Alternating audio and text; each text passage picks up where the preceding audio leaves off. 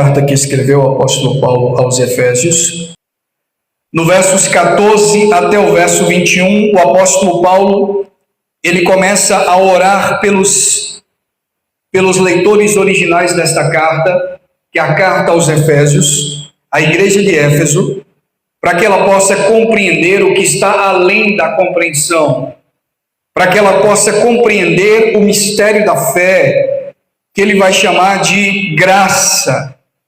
Versos 14 até o verso 21, Paulo diz assim: por esta causa, me ponho de joelhos diante do Pai, de quem toma o nome de toda a família, tanto no céu como sobre a terra, para que, segundo a riqueza da sua glória, vos conceda que sejais fortalecidos com poder, mediante o seu Espírito, no homem interior, e assim habite Cristo no vosso coração pela fé, estando vós arraigados e alicerçados em amor, a fim de poderes compreender com todos os santos qual é a largura, o comprimento, a altura e a profundidade, e conhecer o amor de Cristo que excede todo entendimento, para que sejais tomados de toda a plenitude de Deus.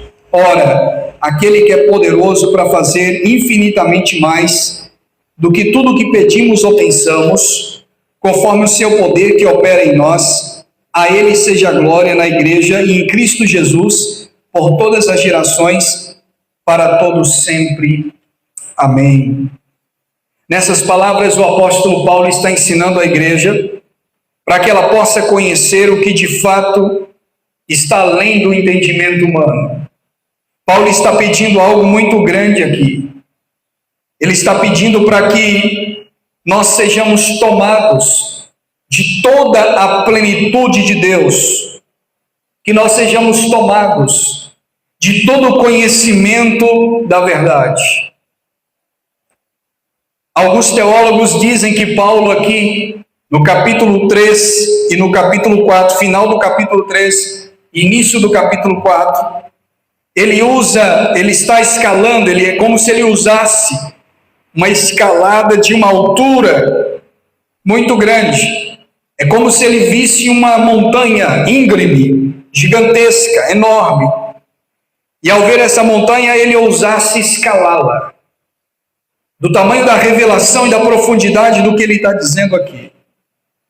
O apóstolo Paulo aqui, ele tem uma visão tão grande do que é o Evangelho, tão grande de quanto o cristianismo é poderoso e é maravilhoso, que ele pede coisas aqui que são tremendas.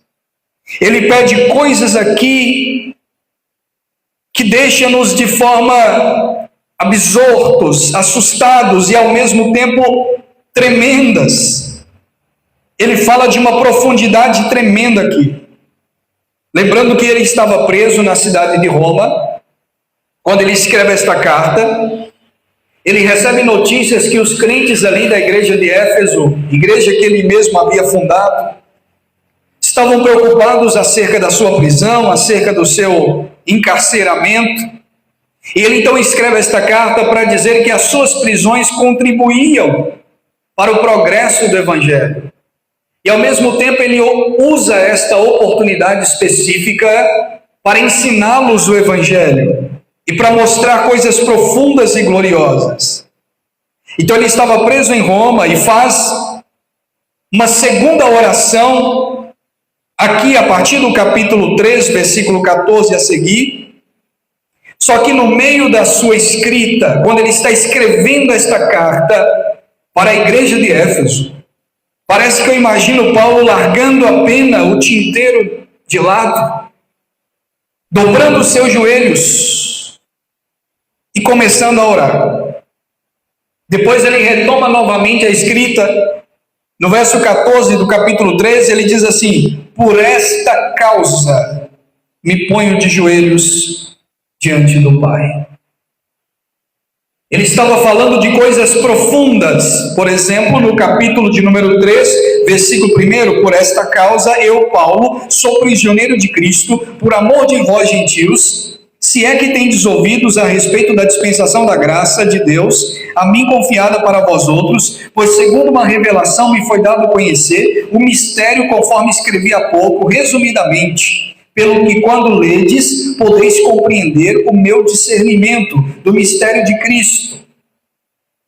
Ele está falando de um mistério que já foi revelado, que é a salvação dos gentios por intermédio da fé.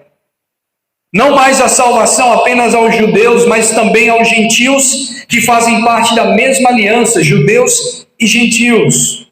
E foi isso que nós tratamos no domingo passado. E aqui no versículo 14, ele larga a escrita de lado, dobra o joelho e diz assim: por esta causa eu, Paulo, me coloco de joelhos. No verso 1 ele diz: por esta causa eu sou prisioneiro de Cristo. Mas no verso 14 ele diz: por esta causa eu, Paulo, me coloco de joelhos. Que causa é esta que o apóstolo Paulo se coloca de joelhos? Tudo que ele escreveu antes, desde o capítulo 1 até o capítulo final do capítulo de número 2, início do capítulo 3 até o 13. Tudo que ele escreveu antes, ele para a escrita, dobra o joelho e diz: por esta causa, de tudo que eu falei, eu me coloco de joelhos diante do Pai. Ele se coloca de joelhos para que os gentios entendam a fé. Ele se coloca de joelhos para que os judeus entendam a fé. Ele se coloca de joelhos e ora para que a igreja compreenda o mistério do Evangelho. Ele se coloca de joelhos e ora para que as pessoas compreendam a profundidade da graça de Deus que estava em Cristo Jesus, ao assumir a forma humana, ao assumir a nossa natureza humana, estar entre nós e morrer em nosso lugar. Paulo ora para que as pessoas compreendam isso. E no verso 15 ele diz: de quem toma o nome toda a família, tanto no céu como da terra. Toda a igreja. E nós aqui somos colocados como família. No verso 16: para que segundo a riqueza da sua glória, estamos no capítulo 3, versículo 16: para que segundo a riqueza da sua glória, vos conceda que sejais fortalecidos com poder, mediante o seu Espírito, no homem interior. O que o apóstolo Paulo está dizendo aqui? Paulo está mostrando de forma clara aqui a finalidade e a causa da sua oração. Ele está mostrando de forma clara aqui por que causa e razão ele está orando. Paulo ele retoma o pensamento iniciado desde o capítulo 1, passando pelo capítulo 2 e entrando no capítulo 3, versos de número 1 a 13, o mistério do Evangelho que outrora estava oculto, mas foi agora a nós revelado por meio da fé. Paulo ora para que os irmãos compreendam esse mistério, para que os irmãos entendam esta graça, para que eles entendam esse mistério. A postura normal dos judeus e dos primeiros cristãos naquela época era, quando orar, ficar em pé. Todo judeu, quando vai orar, fica em pé e levanta as mãos. Mateus capítulo 6, verso 5, Marcos capítulo 11, verso 25. Mas Paulo aqui diz: por esta causa, eu, Paulo, eu oro de joelhos. Eu me ponho de joelhos. E qual a diferença entre orar em pé e orar de joelhos? Nenhuma. A única questão é que quando você se ajoelha, é um sinal de humildade, é um sinal de humilhação, é um sinal de submissão e também de adoração. Nós vemos isso em Daniel capítulo 6, verso 10. Daniel se ajoelhava com as janelas viradas para a cidade de Jerusalém. Nós vemos isso também em Lucas capítulo 22, verso 41, Atos capítulo 9, verso 40. Quando você se ajoelha, você está em sinal de submissão e de adoração. Aí vem Paulo e diz: pela causa, que causa? O mistério do Evangelho. Que mistério? Que judeus e gentios são unidos à cruz de Cristo e que eles entendam a profundidade do Evangelho. Eles entendam a profundidade da graça. Por esta causa eu me coloco de joelhos. É interessante que Paulo está dizendo aqui que ele não se coloca de joelhos para que alguém receba alguma bênção. Ele não se ajoelha para orar, para que você seja abençoado, para que você seja próspero, para que você tenha ou possua. Não, ele diz: eu me coloco de joelhos por esta causa. Que causa? O Evangelho. Eu me coloco de joelhos pela causa do reino. Por esta causa me ponho de joelhos diante do Pai, de quem toma o nome toda a família, tanto no céu como sobre a terra. Para quê? Para que, segundo a riqueza, verso 16, a riqueza da sua glória vos conceda que sejais fortalecidos com poder, mediante o seu Espírito no homem interior. Eu me coloco de joelhos para que vocês entendam a profundidade da graça e para que vocês sejam fortalecidos com poder mediante o homem interior.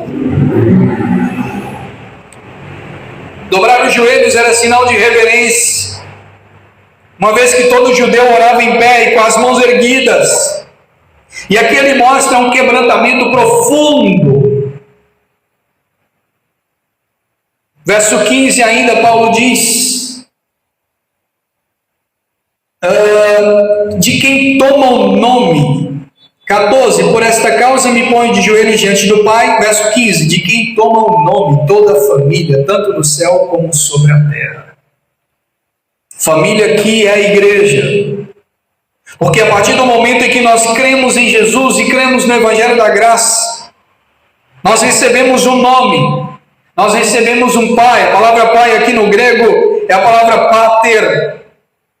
Nós recebemos uma paternidade, recebemos um pai, ou seja, é ele que nos identifica, que nos define.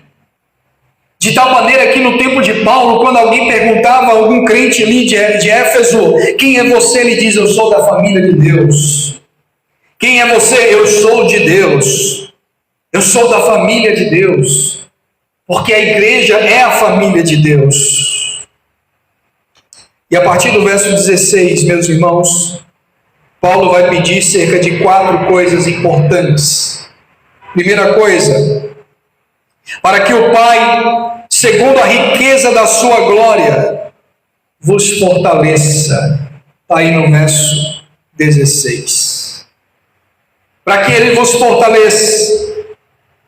Porque uma coisa é você entender o Evangelho, e outra coisa é você ser fortalecido nele, vivendo o Evangelho. E nós só fortalecemos a nossa fé no Evangelho quando nós vivemos uma vida de oração, de jejum, quando nós vivemos uma vida de estudo, de leitura, de meditação na Escritura, de meditação na Palavra. E Paulo está dizendo: eu oro por esta causa, para que vocês sejam fortalecidos, para que o Pai, segundo a riqueza da glória, fortaleça vocês, para que vocês entendam tudo aquilo que eu estou pregando, ensinando, e para que vocês também sejam fortalecidos por esse motivo. Verso 17. Paulo pede uma segunda coisa na sua oração. Primeiro, que nós sejamos fortalecidos pela pregação do Evangelho, pelo Pai. Segundo, ele ora para que Cristo habite plenamente em nós pela fé. Olha o verso 17. E assim habite Cristo no vosso coração pela fé, estando vós arraigados e alicerçados em amor. Ou seja, eu oro para que Cristo habite dentro de vocês, de forma plena, no coração de vocês. Mas a pergunta que a gente faz é: Cristo já habitava neles? Cristo já estava com eles, porque Paulo havia fundado aquela igreja e havia pregado aquela igreja. Agora ele escreve uma carta quando ele estava preso. Mas Paulo está orando não para que Cristo apenas habite com eles, mas que Cristo habite plenamente no coração daqueles irmãos. Ou seja, para que Cristo seja o centro de tudo na vida de vocês. E de que forma isso acontece? Ele responde aqui no 17: pela fé. E ele usa a expressão para que vocês sejam arraigados. A palavra arraigados aqui no grego é a palavra alicerçados, é alicerce. Arraigados vem da mesma palavra de raiz, arraigados, arraizados, enraizados, alicerçados, como a árvore. E depois Paulo usa a expressão também alicerçados, que é o alicerce. São duas figuras: a árvore que tem raiz e o edifício que tem um alicerce. As pessoas que confiam em Cristo e que são fortalecidos por Cristo e que Cristo habita plenamente no coração dessas pessoas, elas são semelhantes a árvores que são enraizadas e são semelhantes a edifícios que são alicerçados. Em outras palavras, nada pode detê-los, nada pode abalá-los. Bateu o carro, opa, é ruim, mas eu estou alicerçado, isso não tira minha paz espiritual. Morreu um ente querido, enterrou um familiar, opa, é ruim, é triste, eu vou ter um momento de dor, mas isso não abala a minha fé, porque eu tenho raiz, eu estou arraigado. Você quer ver um teste para você ver se você tem raiz, ou quem é suas raízes, ou se você tem alicerce, ou quem é o seu alicerce? Tem pessoas que se perderam o emprego, para ela acabou tudo, acabou. A vida acabou, não tem mais alegria. Por quê? Porque perdeu o emprego. Então o alicerce dela não é Cristo, mas é o emprego. Tem pessoas que se perderam o cônjuge, se Deus que livre, acontece algo, uma morte, uma separação, acabou. Eu tenho que me matar, eu tenho que morrer, eu tenho também. A pessoa se desespera. É só vir uma dificuldade, é só vir uma adversidade. Porque não tem raiz, porque os seus alicerces não é Cristo, o seu alicerce não é Cristo, a sua raiz não é Cristo. Então, a qualquer coisa que vir, o vento soprar, vai desestabilizar a sua vida, porque o alicerce não é Cristo. Os filhos, a mesma coisa. Mas Paulo está orando para que aquela igreja tenha alicerce. Aquela igreja tem a raiz. Uma terceira coisa, Paulo ora no verso 18, para que eles entendam a profundidade do Evangelho. Olha o verso 18. A fim de poderes compreender com todos os santos qual é a largura e o comprimento, a altura e a profundidade, e conhecer o amor de Deus, que excede todo entendimento, para que sejais tomados de toda a plenitude de Deus. Isso aqui é um paradoxo aqui. É algo que parece contraditório o que ele está dizendo aqui. Quando ele diz assim, para que vocês conheçam aquilo que excede o conhecimento. Como eu posso conhecer aquilo que excede o conhecimento? Isso aqui eu chamo de conhecer o que está além do conhecimento. Em outras palavras, Paulo está dizendo aqui, eu quero que vocês entendam o que não pode ser entendido. Mas como assim? Não faz sentido. É um paradoxo, é um trocadilho aqui. Eu quero que vocês compreendam aquilo que foge da compreensão humana. Por que eu quero que vocês compreendam aquilo que vocês não conseguem compreender humanamente? Porque Cristo tem que habitar plenamente no interior de vocês, no espírito de vocês. Primeiro ele faz esse pedido. Depois que Cristo habita no interior de vocês, no espírito de vocês, vocês vão passar a ser como um alicerce, vocês vão passar a ser como um edifício que tem alicerce, vocês vão passar a ser como árvores que têm raízes, e somente depois vocês estarão aptos para entender o que a mente humana não consegue compreender. Somente depois vocês estarão aptos para entender o que o raciocínio humano não entende, o que a ciência não explica, o que o conhecimento acadêmico não consegue explicar, o que o conhecimento humano não consegue decifrar. E o que é a profundidade, a altura, a largura, a altura e a profundidade do Evangelho e do reino de Deus? Veja que coisas profundas que Paulo está dizendo aqui. São coisas muito gloriosas. É por isso que esta carta aqui ela está recheada de coisas eternas. Que se a gente pudesse, a gente ficaria aqui a noite inteira, até meia-noite, só nos versos 18 até o verso 19. Porque o que ele está falando aqui é coisas estarrecedoras, extraordinárias, absurdas do ponto de vista filosófico e humano. E é por isso que ele diz aqui no próprio capítulo 3, que aquilo que ele recebeu por meio de uma revelação. Por isso que ele está falando essas coisas tão profundas aqui. Paulo ora para que nós possamos compreender o que é ser igreja. A igreja é um edifício. Paulo ora para que nós possamos entender o que é ser uma igreja, como fazer parte dela, o que é ser um cristão e como fazer parte do cristianismo. Bíblico, autêntico, verdadeiro, no verso 18, a fim de poder compreender com todos os santos. Não é que vocês têm que compreender sozinhos. Não é que vocês têm que compreender isolados, dentro do seu quarto, na sua garagem, lá onde você está, também. Mas não é só isso. Vocês têm que compreender com todos os outros. Porque a Bíblia não é o que Deus diz para mim. Eu vou ler, eu vou ver o que Deus diz para mim. Não, Deus não diz para você, Deus diz para todos. O Pai não é seu, o Pai é nosso, que estás nos céus. O pão não é seu, o pão é nosso de cada dia. Não é meu pão de cada dia, é pão nosso de cada dia. Sempre está no plural, nunca está no singular.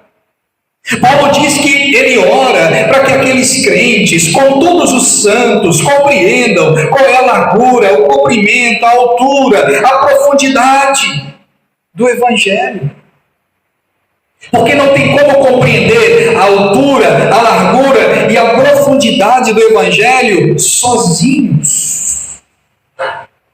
É necessário estar com os santos. É necessário estar com a igreja. E igreja não é uma pessoa. Eu sou igreja. Não, você não é igreja. Você faz parte da igreja.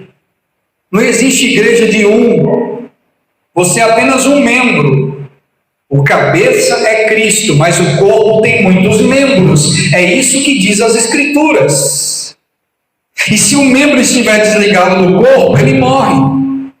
Tem que estar ligado no corpo, em um só corpo, que é ligado ao cabeça, um só cabeça, que é Jesus Cristo. Eu sou um membro, você é um membro. Nós somos membros do corpo de Cristo, que é chamada igreja. Ou seja, nós somos a igreja. Não eu sou a igreja, nós somos a igreja.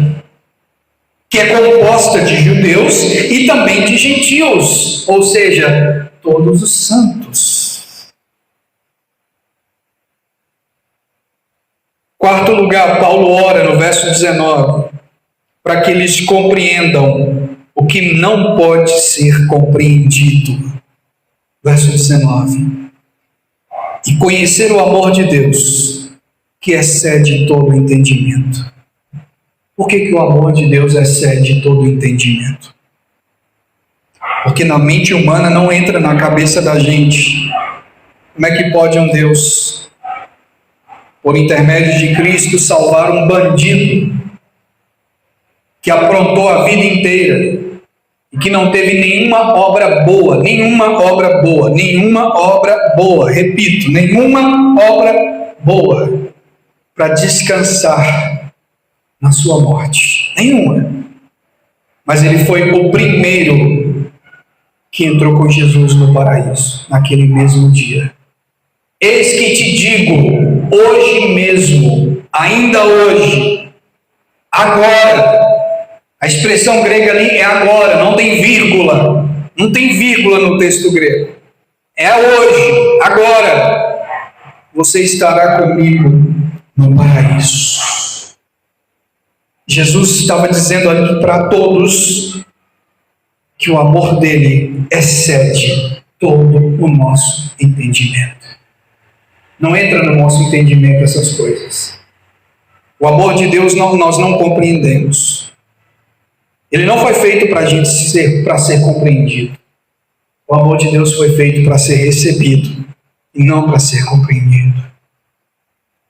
Ele ora para que nós compreendamos esse amor que excede todo o entendimento, ou seja, compreender o que está além do entendimento, além da compreensão. Isso é chamado na gramática grega de oxímoro. Oxímoro na gramática grega é um quadrado redondo. É algo que não tem explicação, é um quadrado redondo. Oxímoro.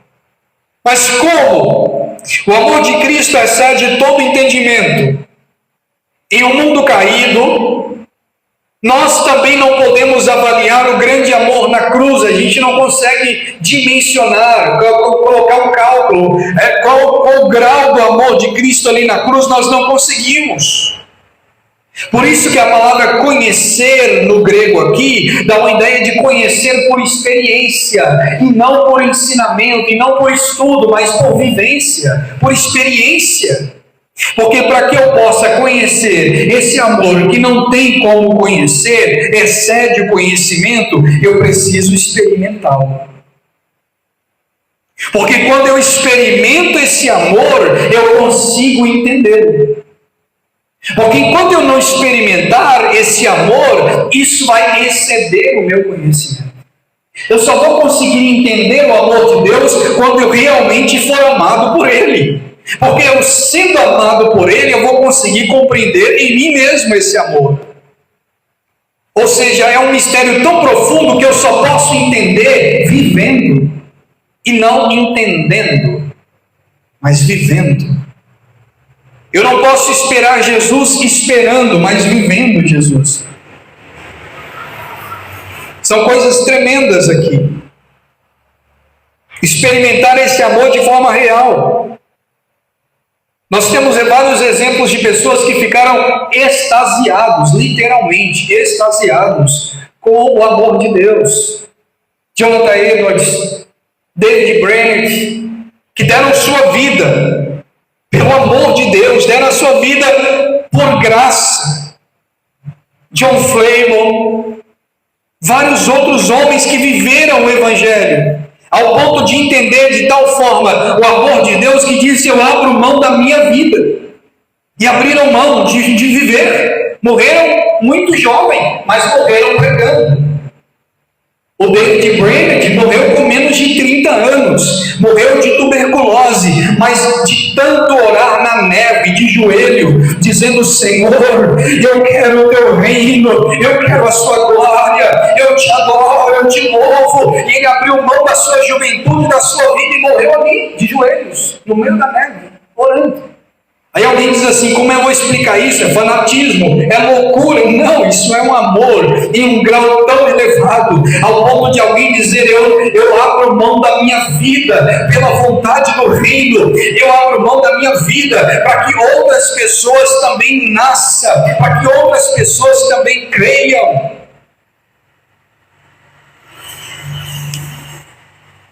O cristianismo é algo que deve mexer com a gente. O Evangelho é algo que tem que comover nossos corações. Porque enquanto o evangelho for só teoria, teoria, teoria, nada vai acontecer. Quantas vezes você ora durante o dia? Quantas vezes você medita na Escritura durante o dia? O evangelho tem que comover nossos corações, tem que mexer com a gente. Algo tem que acontecer. É isso que Paulo está orando. Eu oro aqui, eu tenho ensinado vocês, é isso que ele ensina no 1, ele ensina no 2, são coisas profundas, mas ele para, larga o tinteiro, dobra o joelho e diz: por esta causa eu me ponho de joelhos. Eu oro para que vocês vivam isso, não que vocês apenas ouçam, leiam, mas que vocês experimentem isso na prática. Experimente isso na vida de vocês. Para que vocês sejam tomados de toda a plenitude de Deus. É tão profundo e desafiador que ele tem que dobrar o joelho para falar, para escrever, para orar.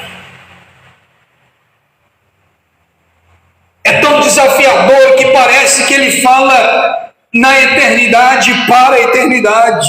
Quando ele diz assim, a plenitude de Deus é Cristo. Cristo é a revelação plena do Pai. Note que ele não está falando aqui nada de bênçãos financeiras, nada dessas coisas, nada disso. Essa semana passou na rua da minha casa um carro de som de uma igreja que eu não vou dizer o nome, mas a igreja dizendo: venha, a campanha da chave da prosperidade, está com o filho nas drogas, venha ser liberto das drogas, venha para a corrente Jeová abundante, Jeová Jireh, da novena do não sei das quantas, fazer a corrente ser liberto das drogas, da cachaça, o seu marido voltar e assim sucessivamente. Isso é muito raso. Isso é ficar só no rasinho, gente.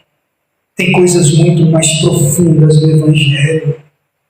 O propósito de Deus é muito mais do que te dar saúde. O propósito do Evangelho é muito mais do que te abençoar. Deus abençoa sim. Deus abre portas sim. Deus liberta das drogas sim. Mas o propósito do Evangelho é muito maior do que isso. Isso vem de a reboque. Mas o propósito é a salvação da alma, do coração, da vida. Entender a profundeza do Evangelho, a profundidade da graça. É isso que Paulo está dizendo. Eu estou orando para que vocês entendam isso. Para que somente o poder espiritual pode transformar corações. No capítulo 3, verso 20, Paulo diz como isso é possível, como isso é necessário e como isso é possível. No verso 20, olha aí. Ora, aquele que é poderoso para fazer infinitamente mais do que tudo que pedimos ou pensamos, conforme o seu poder que opera em nós. Como é possível? É possível porque aquele que opera em nós é o Deus do impossível. Como isso é possível? Paulo, ele diz que isso é possível, isso é profundo, é tremendo demais, é grandioso demais, é monstruoso demais para a mente humana, no bom sentido da palavra, né? É grande demais para a mente humana. Como isso é possível? É possível porque Deus pode fazer muito mais, abundantemente, do que pedimos e também do que pensamos.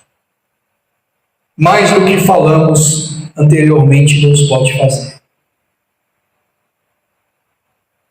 Onde está o poder do Evangelho em nós? A vida que nós vivemos é padrão de Evangelho. E Paulo mostra no verso 21 para que propósito tudo isso deve ser feito.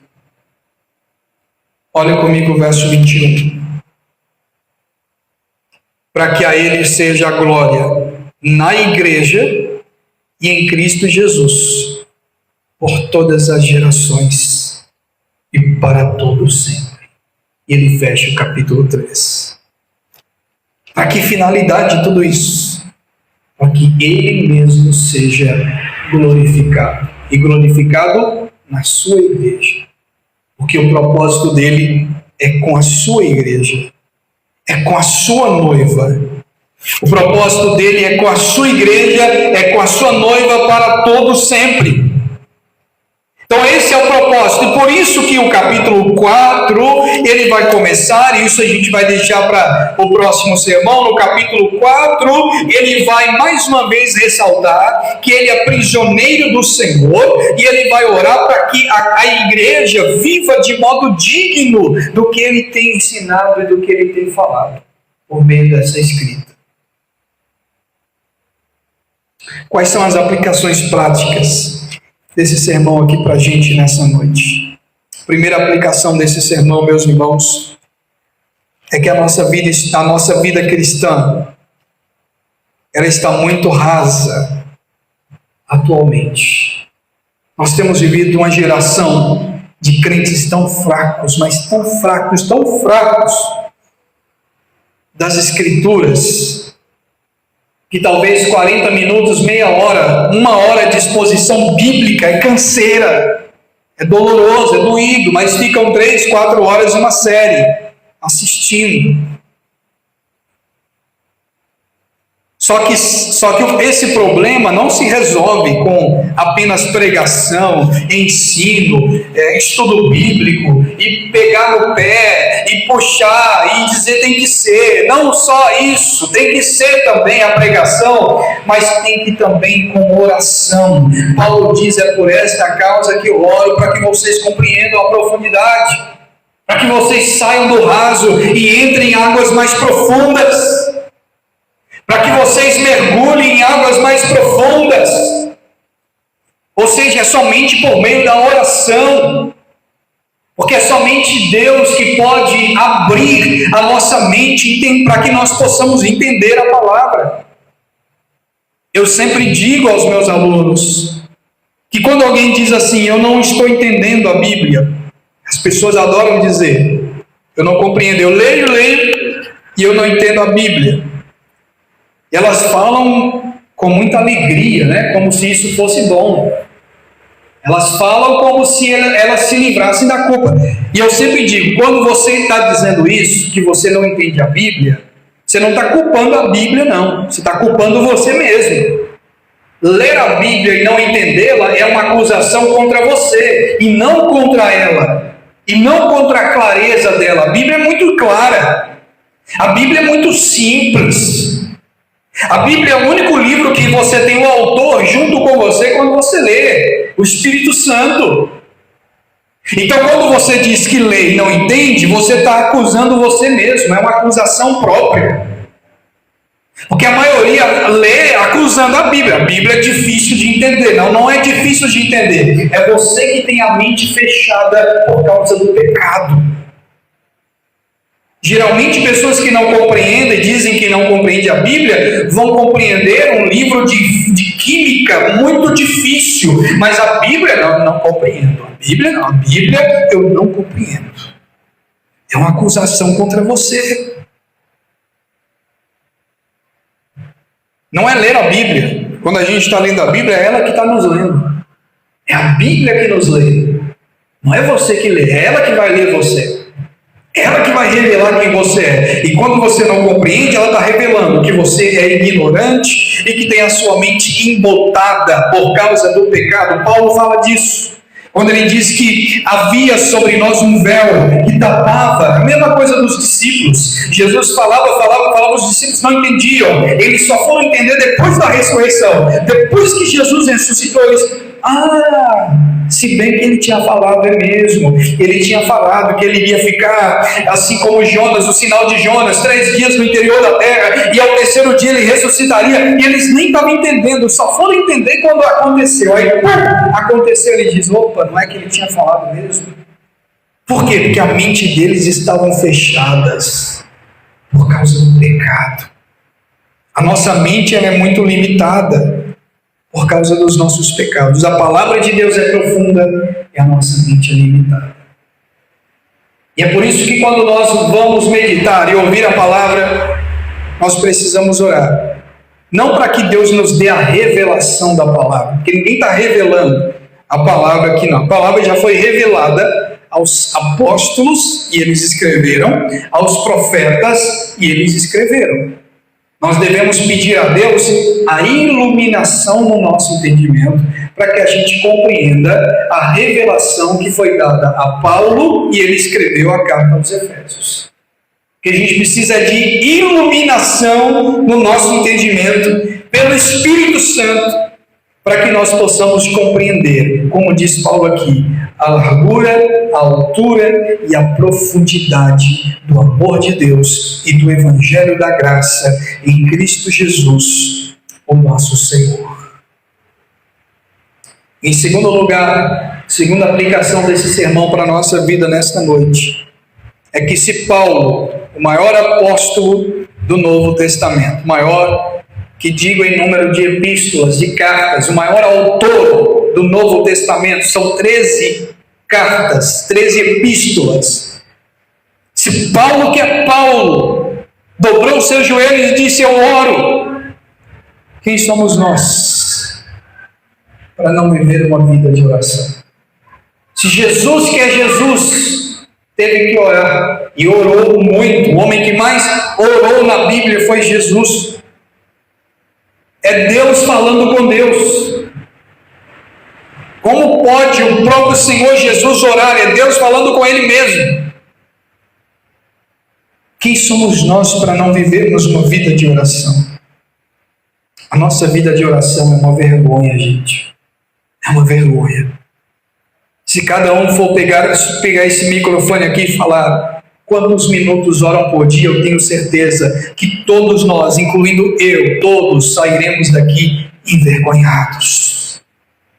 A nossa vida de oração é uma vergonha. Nossas orações não impactam ninguém.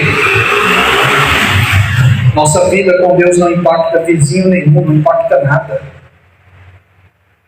A cidade continua a mesma coisa, o Brasil continua a mesma corrupção, a mesma roubalheira, e os crentes estão aí marchando de um lado, marchando para o outro, até marcha para Jesus criar, sujando a cidade, parando o trânsito, marcha para um lado, marcha para o outro, canta para um lado, canta para o outro, mas não muda absolutamente nada, está indo piorando mais a situação. Que evangelho é esse? Que vida cristã é essa? Nossa vida espiritual é uma vergonha. Paulo está orando para que nós compreendamos o que excede o nosso entendimento. Nós estamos carnais demais. Nós estamos mundanos demais. Nós estamos espirituais demais. Então, que a partir desse sermão nessa noite, a partir dessa semana que se inicia hoje, que nós possamos orar mais. Se orávamos 10 minutos, vamos orar 12. Amanhã oramos 13, depois oramos 14, e assim vai aumentando. Leia as Escrituras, coloque um propósito com Deus. Eu vou ler o livro de Salmos inteiro. Nem que seja um capítulo por dia, eu vou ler Salmo todo. O Evangelho, as cartas de Paulo, comece com as cartas de Paulo. Colossenses tem apenas 4 capítulos, vou ler inteiro, dá para ler numa sentada só, em menos de 1 hora, pum, acabou. Glória a Deus. Faça um resumo, eu compreendi, eu entendi isso. Nossa vida espiritual tem que mudar. Nós estamos na UTI espiritual. Estamos quase morrendo. Nossa vida espiritual está respirando por aparelhos. Isso não pode continuar dessa forma. Nós precisamos mudar. E tudo começa aqui, com a pregação da palavra. Oremos nessa noite. Senhor, a tua palavra foi pregada neste momento. Uma palavra exortativa, que nos chamou à correção nessa noite. A palavra que bateu, mas bateu em nossa alma para produzir resultados. Porque o Senhor corrige a quem o Senhor ama. O Senhor açoita a quem o Senhor chama por filho.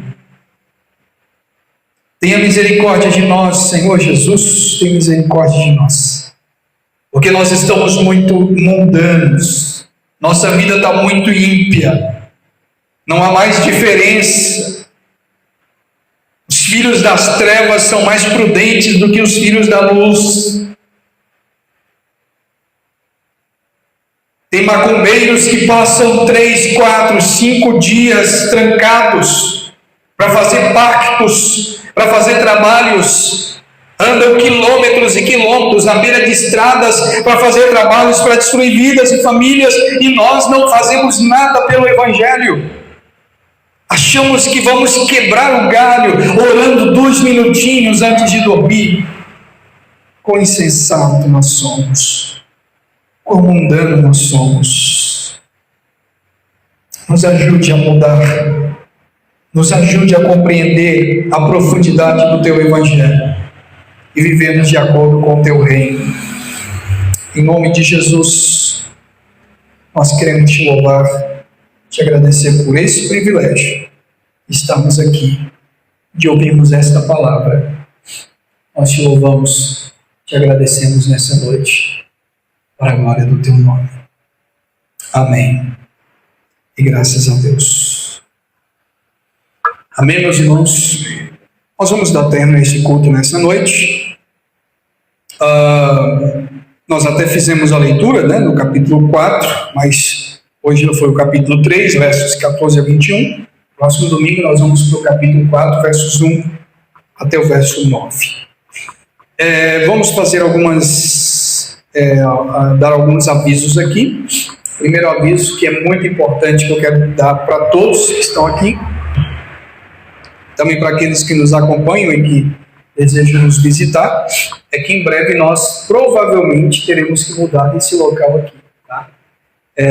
O contrato irá vencer agora no mês de junho, e a dona do local acabou pedindo o local, talvez por vontade dela, porque vai vencer em junho, provavelmente vai montar algum comércio, algo aqui, e aí a gente vai precisar mudar. Eu já estou olhando um outro local do mesmo tamanho, talvez até maior do que esse, mais em cima no Alterosa, é um bairro mais em cima aqui do bairro Maracanã, e se alguém souber também, estiver passando na rua e me avisar, que seja no mesmo preço aqui, no mesmo tamanho, que esteja adequado para a gente, tá? Segundo ela, nós vamos precisar mudar mesmo em junho, só que ela me chamou essa semana, disse que ela vai me dar a resposta até o mês de maio. Então, está entre lá e cá. Então, por via das dúvidas, a gente já procura um outro local adequado para que a gente possa cultuar tranquilamente, tá? Mas qualquer coisa eu vou avisando também lá no grupo, vou avisando vocês, tudo direitinho, caso aconteça da gente mudar mesmo, tendo um novo endereço. Se não, também aviso para vocês se a gente for continuar aqui também da mesma forma. Tudo nós entendemos também como um propósito de Deus. Amém? Outra coisa também muito importante é pedir a todos para esforçarem para convidar um amigo, um amigo, um visitante. Se cada um fizer um compromisso, eu vou trazer uma pessoa domingo que vem. Trazendo uma pessoa, se cada um trazer uma, eu acho que a gente já preenche aqui pelo menos a metade dessas cadeiras. Então vamos fazer esse esforço, eu vou fazer um esforço. Traga pelo menos um amigo, de preferência um não cristão, tá? Alguém que não compreendeu ainda o Evangelho, para que ouça a mensagem do Evangelho e seja edificado pela palavra do Senhor. Amém? Vamos ficar em pé, vamos agradecer ao Senhor e retornar para os nossos lares. Vamos orar mais uma vez nesta oração. Vamos apresentar a nossa semana e pedir ao Senhor que nos dê uma semana de paz também na sua presença. Senhor nosso Deus, nós te louvamos, te agradecemos por este culto maravilhoso, a qual ouvimos a pregação da tua palavra, fomos ricamente abençoados pelo Senhor. Obrigado por este momento ímpar de estarmos juntos aqui, Senhor. Esse momento não vai se repetir nunca mais, porque o que foi para hoje é para hoje, amanhã é outro dia, e não sabemos se estaremos vivos amanhã. Quem sabe esse seja o último culto. Então receba com muita alegria esse culto, esse momento de adoração ao Senhor. Obrigado por este momento de estarmos juntos e que o Senhor nos dê uma semana de paz na sua presença, de muita alegria na sua presença, e que coisas boas também aconteçam na nossa vida, que bênçãos possam nos acompanhar nessa semana. Em nome de Jesus, nós oramos e te agradecemos. Que a graça do nosso Senhor e Salvador Jesus Cristo, o amor de Deus e as nossas consolações do Espírito sejam sobre todos e sobre todos permaneçam, não só hoje, mas para sempre. E todos dizem amém. Deus abençoe os irmãos. Ótima noite, boa semana. Quem trouxe também sua contribuição, fique à vontade para contribuir com a casa do Senhor. Considerado.